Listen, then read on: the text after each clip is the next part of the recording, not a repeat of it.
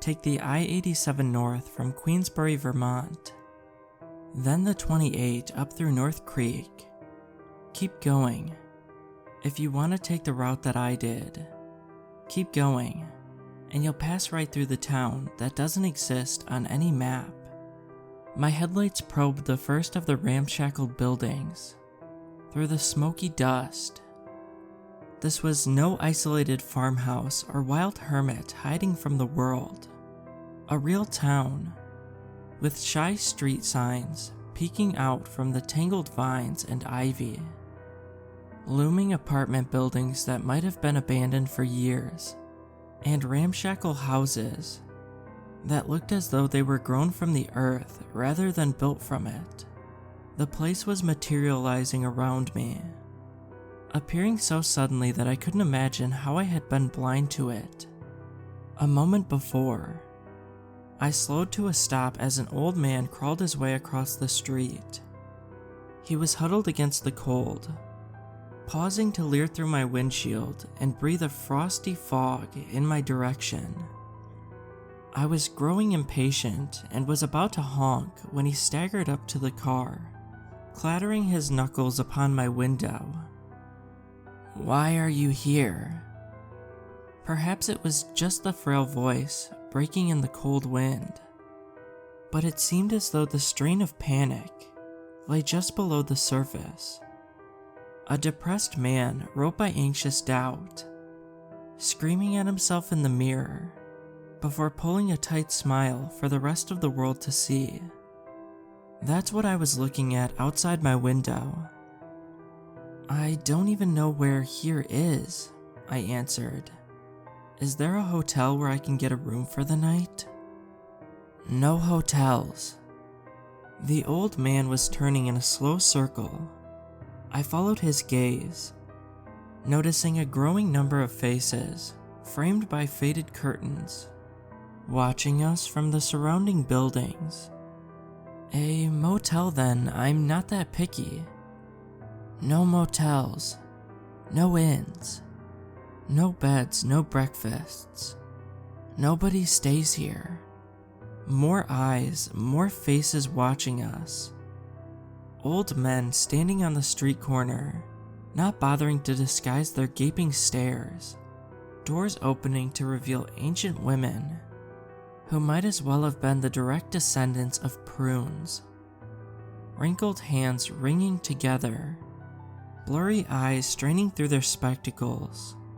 Not a soul younger than 60, and all staring with the horrified fascination of one witnessing a brutal car accident.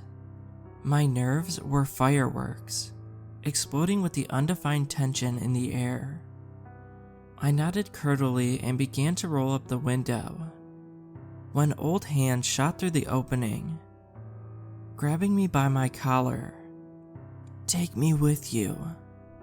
Don't leave me here, please," he begged, real tears swelling up from the sunken wells of his eyes. I shoved him back on instinct. The window slid shut, but he wasted no time in clutching the door handle and rattling it with all of his might. I would have thought it was dementia if it weren't for the heavy silence of all those eyes. "Please, you don't know what it's like. Don't go, don't go, don't go." And on, uselessly pounding his weak flesh upon the metal door, crumpling to the ground beside my car, and wailing like an insolent child. I shifted into drive and put my foot on the gas, but a sudden sharp whistle gave me pause. A policeman had appeared beside me, cropped gray hair and piercing black eyes, like a man who remembers the worst of war with warm nostalgia. He roughly pulled the pleading man away from my car, before rapping a quick authoritative burst of knocks on my window. I rolled down the glass once more, keeping an eye on the discarded man, who still trembled with silence, heaving sobs. "Was this man giving you trouble?" the policeman asked. I rapidly shook my head.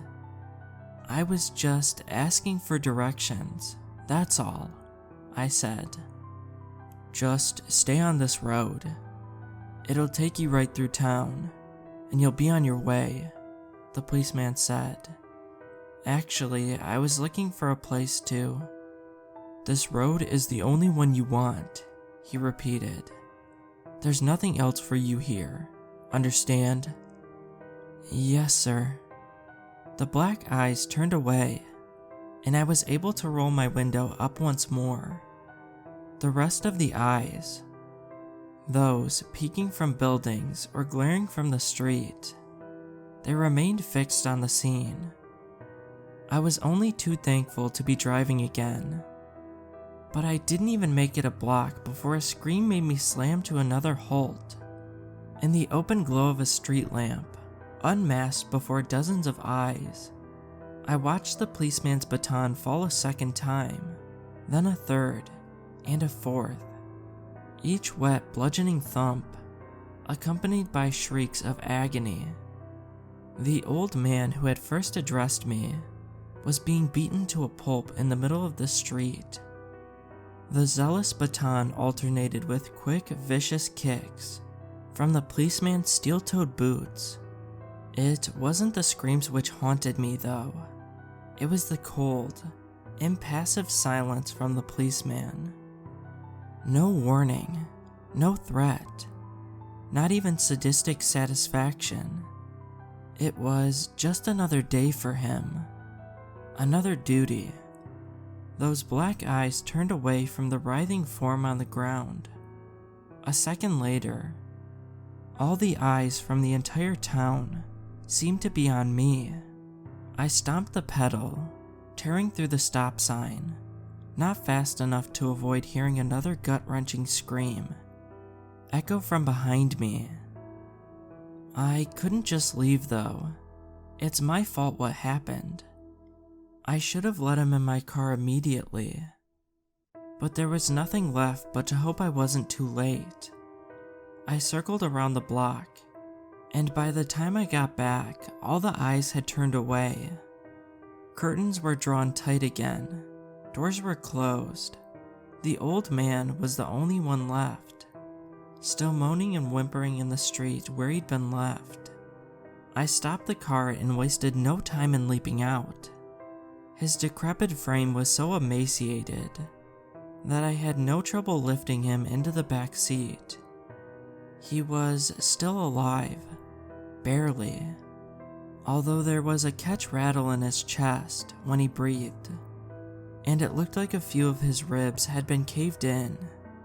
One of his eyes fluttered open for a moment. Please. He had to spit blood between words. Don't stop. No matter what you see. Don't stop until the last hour is gone. I had no intention of staying any longer than I had to. The first curtains were flittering open again, but I was already back on the road. I braced myself against the impending sound of sirens and the inevitable chase that never came. I didn't see a single other car on the road as I guided through the eerie twilight. The only sign of life was the regular beat of windows. At each block, a new set would snap open with a mechanical precision. Old heads like cuckoo birds sprang out in unison. Next, the windows from the previous block would slam shut, continuing the steady rhythm, like the incessant pounding of drums. The rhythm didn't change, block after block, but gradually the faces peering out did. The further I went, the older the inhabitants became, shrinking and decaying into loose folds of yellowed skin. Then this too gave way, until presently I found myself being watched by faces so ravaged by time that I could clearly see bleached bone and hollow sockets turning as I sped along the road. Even the buildings here were in various stages of collapse and calamitous ruin, almost as though I was driving through the inexorable span of years. The houses were just beginning to thin and give way to the wholesome shelter of trees when I glanced behind at my passenger. The shock forced me to slam my foot on the brakes, barely avoiding swerving off the road entirely. The gradual decay of the town was mirrored on my companion. Sagging flesh had dripped from his frame entirely, and the solemn skull behind me was preposterously balanced on a heap of splintered and broken bones. Ancient wounds which had never healed. "Don't stop, not yet." Words like dust escaped the skull, but I had already stopped, and the longer I ruminated on that unavoidable fact, the longer I remained frozen in static terror of what was to come. The rhythm, like the pounding of drums, had returned.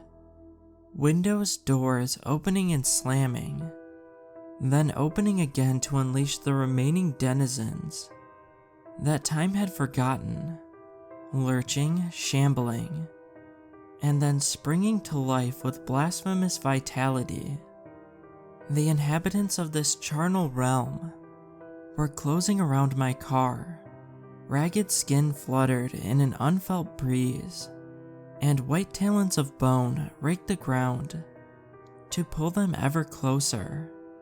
Vacuous stares fixated upon me, and always that infernal drumming which mounted into the crescendo of a macabre hymn. "Take us with you," a lone shriek at first, but quickly taken up by the rest. "Don't leave us here." The engine, laminated by efforts to start the car again, a tense rattle, then a sickening crunch like the mashing of rusted machinery. Had it aged with my passenger as well? Had I? There was no time to stop and think. I leapt into the open night, brisk air heaving in my lungs as I scrambled up the hill towards the woods. Drumming, furious and wild in intensity, yet retaining its unerring rhythm. I had the oddest sensation that I was listening to my own pulse, and as I pushed myself harder and faster, I could hear the drumming keep pace with my racing heart. It didn't matter though. Nothing mattered, except the last lonely house, which I was swiftly growing level with, and the figure that was emerging to greet me. The policeman, baton in hand, gray-haired and stern, and living as I had seen him last. The baton was tapping along with the impatient drums, and as I drew level, I could feel the hesitancy of my pursuers. "Still looking for directions?" he asked, a coy smile playing around the corner of his mouth. "No, sir." I wanted to say so much more, but that was all the breath I had at the time. "Just passing through, are you?" "Sir." "Need a ride?" His smile was growing. I didn't like how many teeth it showed. The drums had stopped. The crowds had stopped. My car started somewhere behind me in the darkness. A flash of confusion passed the policeman's face. I liked that considerably more than the teeth. "Don't you dare." But I was already running, back down the hill, back towards my car. The pounding of the policeman's feet behind me, but it was so quiet compared to the resounding drums a moment before. The uncertain crowd parted at the policeman's thundering approach, but I was practically flying now. My car never went below 10 miles an hour, but the passenger door was open and I launched myself inside. The slam of the door behind me was the first beat in the resuming drums. All at once the crowd was screaming again, drowning out the shouts and the threats from the pursuing policeman, mounting and mounting back into the hellish cacophony, and then just as swiftly dwindling back to nothing as the engine celebrated its triumph. The old man in my car, or what was left of him, he drove me to safety that night. It's almost morning now, and we still haven't stopped. But just as soon as I work up the courage, I'm going to have a whole lot of questions to ask him. I think I'll start by asking the name of that town.